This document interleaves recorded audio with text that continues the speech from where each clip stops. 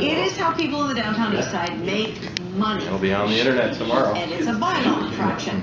4 members of the Vancouver Area Network of Drug Users, which is known as VANDU, are now in provincial court with a constitutional challenge against the City of Vancouver bylaws that prohibit that street vending when those folks were making money. And joining us now for more on this from our downtown studio, Doug King with the Pivot Legal Society and Roland Clarke with the Downtown East Side Street Market Group. Thank you both for joining us tonight. Sure thing. Thank you. And via Skype, Wes Regan with the Hastings Crossings Business Improvement Association. And Wes, we thank you for your time. Thanks, Joe. All right, Doug and Roland, you are both in court today as you launched this constitutional challenge of the bylaw. Exactly what is it that you're hoping to achieve? Right, so mostly we're trying to get the bylaws related to street vending struck down as being overly broad. In our opinion, they capture all different types of vendors, not just people who are selling stolen goods, not just people who are blocking the sidewalk, but every single person. Just the simple act of street vending is seen as illegal in Vancouver. But the City of Vancouver itself has recognized that a lot of people are doing this as survival technique. They call it survival street vending. And it really isn't about criminal activity, it's about alternatives to criminal activity in a lot of ways. Mm-hmm. How is it that much of the general population then has the belief that really all that's being sold there is stolen goods? I mean, a lot of that is based on stereotype, to be perfectly honest. We think of a certain person in the downtown east side and we think that they would probably commit crimes to get from point A to point B and make ends meet. The reality is quite different, and one of the problems we have is the laws aren't really tailored to address that situation. And we've constantly said to the police, if you can prove someone has stolen goods, or even if you suspect they have stolen goods, let's take some action about that. Let's not enforce against the people that actually don't have stolen goods. 4 of the defendants that are in this trial are the type of people who are not selling stolen goods. They've been caught up along with everybody else, and that's why we think the bylaws are too broad. Mm-hmm. Now, Roland, there is a Sunday market that you help organize, founded as a way really to help people a hand up rather than a hand out. Talk about, or tell us about who is there selling goods at that Sunday market. Well, thank you. Yeah, so we run a market at Pigeon Park every Sunday, and it's been going for actually 200 consecutive Sundays. So it's a well-established event in the downtown east side.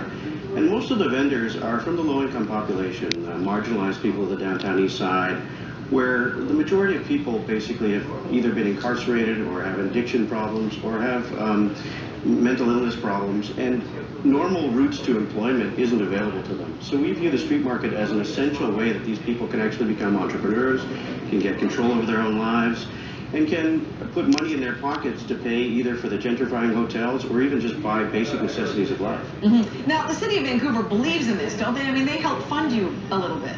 We've got, ever since we started in June of 2010, we've gotten regular support from the City of Vancouver. Right now we have a recurring grant of $30,000 from the Social Responsibility Fund, but that translates to only about $540 per week because you have to divide by 52 markets that we run every year. So we believe that we could improve the market quite substantially if we got additional funding, either from private sources or from other foundations. And we believe that we're on the verge of turning the corner there because the social benefits of this market are so enormous. We estimate that about $10,000 of commerce is done every Sunday, and for the cost of only $500 to run the market. So that's pennies on the dollar for the social benefit. And these people aren't breaking the law selling goods at that market, are they? Well, we have a legal permit from the City of Vancouver. We have funding from the City of Vancouver, so everything they do is permitted. They're not breaking the law by selling. There is a charge that some of the items could be from questionable sources, contraband or stolen goods, but we have volunteers that police the market every Sunday, and we work with the police to identify these items and to intervene if we feel that these items could be stolen.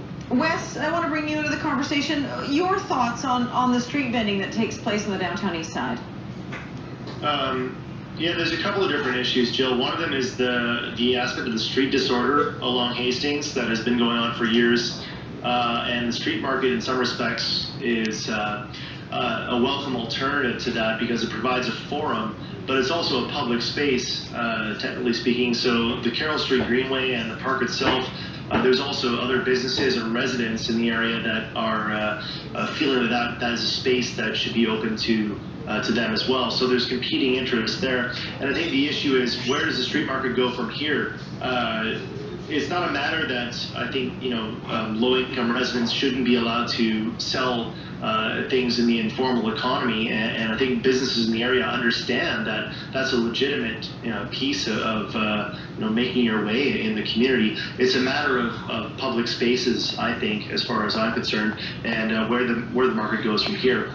Stolen goods aside, the informal economy plays an incredibly important role in a lot of the low-income residents' lives, and we need to reconcile how different people share different interests and spaces. Mm-hmm. That area is constantly changing. In the last, I'm going to say, half dozen years, we've seen several restaurants go up in the area, and of course the Pigeon restaurant is right there where that street market takes place. What about the empty storefronts, Wes? There are several of those. Do you think people are afraid of opening businesses in that neighborhood? Well, it's interesting. We through the local area planning process, a lot of us got together in the past couple of years and had a lot of discussions about how the neighborhood's changed over the years. And one of the things that came up was the fact that 24-hour diners used to exist in the area, and there used to be, the informal economy sort of used to interact a little more through those spaces. And once those closed down, it seemed that everything was pushed out into the street. Mm-hmm. And a lot of those businesses subsequently were shut down, and the neighborhood changed dramatically after Woodward's, closed down, and subsequently it's been reopened. So the streetscape has changed dramatically in the last 15, 20 years. And I would rather see that street vendors have a safe environment to be able to engage in this form of venture, even though it's in the informal economy, not brick and mortar businesses. I'd rather see that than have them be on the streets, on the pavement with blankets down, and be ticketed for what they're doing. Mm-hmm. Roland, I want to ask you really quickly, we're almost out of time. Where does the market go from here? Question, and I'd like to say to thank Wes Regan, because he's been one of our big supporters and a needed liaison between the street vendors and the surrounding businesses. And I think that's the big question. With the local area plan, I think it's a great opportunity for the city of Vancouver to support this kind of informal economy, to find us a permanent location that will be a safe place, that can be regulated, where the most marginalized people in the downtown east side can make money on their own terms. Mm-hmm. And finally, Doug, tell me about the court case. When are you hoping it'll be over, and are you hoping to set a precedent here that perhaps overturns a bylaw? Yeah, definitely. A precedent is really what we're after. The court case will go for the rest of this week, up through Thursday. At that point, we probably will have to set a date in the future to either receive a decision or to continue the argument. So, I think this court case is part of a larger discussion with the city, a long-term plan of how we can deal with the fact that survival street vending exists and is necessary in the downtown east side. So it's one piece of the puzzle, but definitely it's gotten to the point where the opinion of the court should definitely be helpful, I think, in guiding how those discussions will go. We want to thank you, Doug King and Roland Clarke, downtown, joining us. Thank you for your time, gentlemen, and Wes Regan on the phone. Thanks, guys. Okay, thank you. Joe. Thank you.